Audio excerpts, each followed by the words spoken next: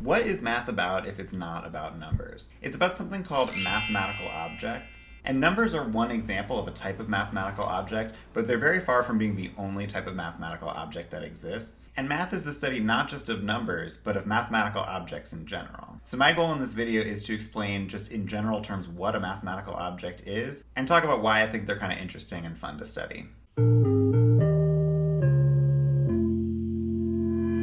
So in order to answer the question of what is a mathematical object, we're first going to ask the more specific question of what is a number?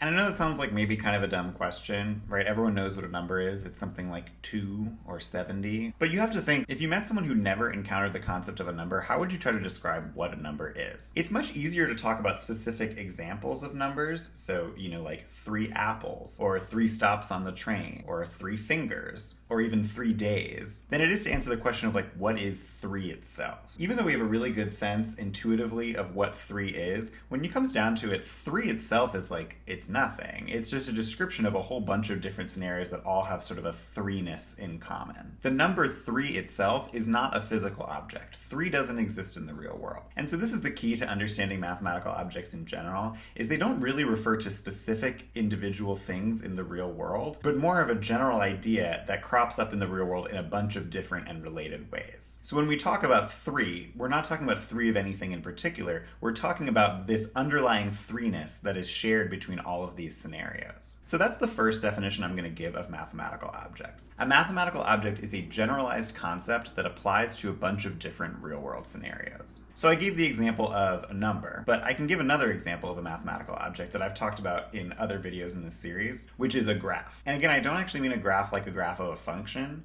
I'm talking about a graph like a network. I did 2 videos on graphs and graph theory, one about the bridges of Königsberg problem, and the other one about the 4-color theorem. These are 2 very different scenarios where analyzing something as a graph, which is to say a bunch of nodes connected by edges in between them, is a useful way of analyzing a problem. So, for example, in the bridges of Königsberg problem, we were talking about the scenario of you have a bunch of islands and they're connected by bridges.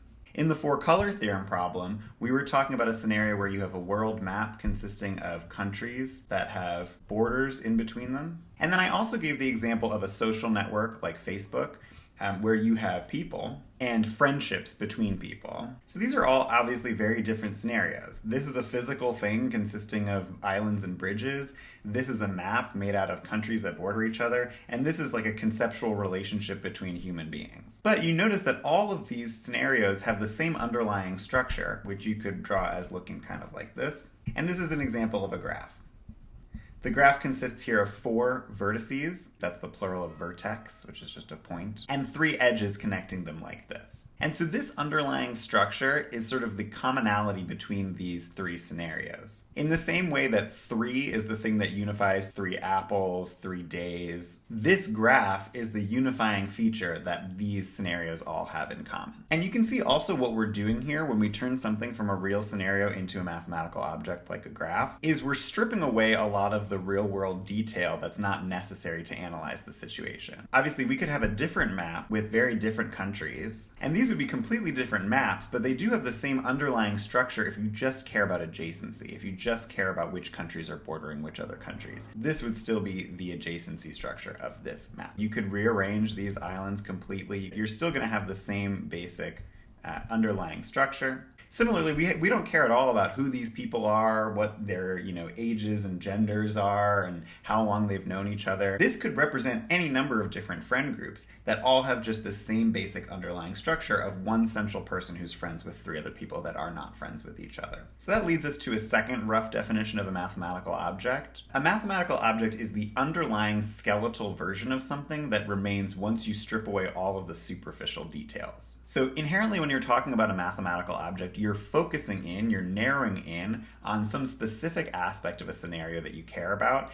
and you're getting rid of all information that is not related to that aspect. People often think of math as being very complicated, but in reality, math deals with the simplest possible concepts. A mathematical object is like any other object, but we're just removing details. We're getting rid of everything that we don't need to be thinking about, we don't need to be caring about, and we're simplifying it down to just the core important information that we care about in this scenario. And the reason we want to do that is because generally things are easier to analyze when there's less going on. When you're talking about a graph like this, it's extremely simple. All you have is you have 4 points, 4 objects, 4 things, and you have 3 connections between the things that are defined in this particular way. There's nothing else going on here. What I just said is the full extent of what this graph is and how to define it. And so you can ask all types of questions about this. You can say, like, does there exist a path through this graph that covers every edge without repeating any? And any question that you ask about a mathematical object like this will have an answer. It will be clearly defined because we've chosen to define our object in a way that's extremely specific, extremely rigorous. It leaves nothing to the imagination. Everything either is or isn't. It's defined in a very clear way. And that brings me to the third and final definition of a mathematical object, which is that it's anything that is precisely defined. So if you go on Wikipedia and look up the definition of a mathematical object, I'm pretty sure this is what they'll give you, is that it's anything that's precisely defined. So there's a way of defining numbers, for example, that's extremely rigorous and precise. Here's a way that mathematicians like to define the natural numbers, as in the whole numbers. You say 0 is a natural number. You say there exists a function called the successor function,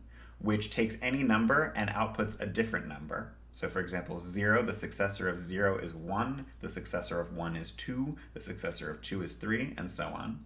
And then there's about, I think, 3 more rules about the successor function and about how these numbers relate to each other. And just from those rules, you actually have a full and complete definition of the natural numbers that contains all of the information you could possibly need to know about the natural numbers. In these videos, I've been talking about math in a very not rigorous way. That's kind of actually the goal of these videos and of this book too, is to talk about math in a more intuitive and sort of hand-wavy manner. Because if you're interested in rigor, if you're interested in things being precise, I have good news for you. Math is usually presented in a pretty rigorous and precise way. There's plenty of content available for you if you want to be very precise and exact about math. The reason I want to do these videos and the reason I wanted to write this book and talk about math like this is because I think it's important to understand what we're even talking about. What is the intuition? What is the underlying ideas going on here before we start to get very rigid and talk about rules and following these rules precisely. So that's what mathematical objects are, roughly. Again, of course, I'm not giving exact definitions here. And hopefully also you get a sense of why I think they're interesting and worth studying. I think there's a separate question of how is this useful? Why is this important? Like, numbers obviously are important. Why is it important or worthwhile to study other kinds of mathematical objects? And I think the purest response to that from a pure mathematician is, shut up, I don't care. I'm just doing this for fun. And I think that's a very valid response, and it's one that I relate to personally. But then the weird thing is that these random things that mathematicians study just for fun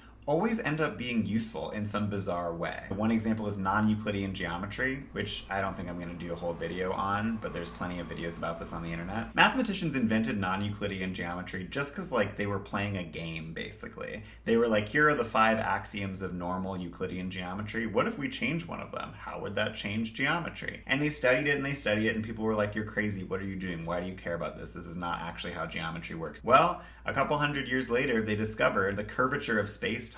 And then, fortunately, mathematicians had already been working on this stuff, and they were able to take all of the results of this type of math and apply it to a real physical scenario. This is a big open question in the philosophy of math, which is, why is math useful? Why does this stuff come in handy in the real world? The next video that I post is more about this question of how math is useful in the real world, why math always comes up in the real world. This is going to get a little bit into the philosophy and almost religion aspect of math. The core idea is that math is useful in the real world because ultimately the real world is made out of math. But that's what I'm going to talk about in the next video. And that's it. That's all for this week. If you liked this video, make sure to tell the algorithm that other people should see it. I don't particularly know how to hack the algorithm. I'm just copying what other YouTube people say at this point in the video, where they say to press the buttons and engage in the various different ways. I think sharing is good. I don't know. I'm not really much of a YouTuber. I'm much more of a writer and a teacher. This thing is pretty foreign to me. But anyway, that's all for this week. See you next time.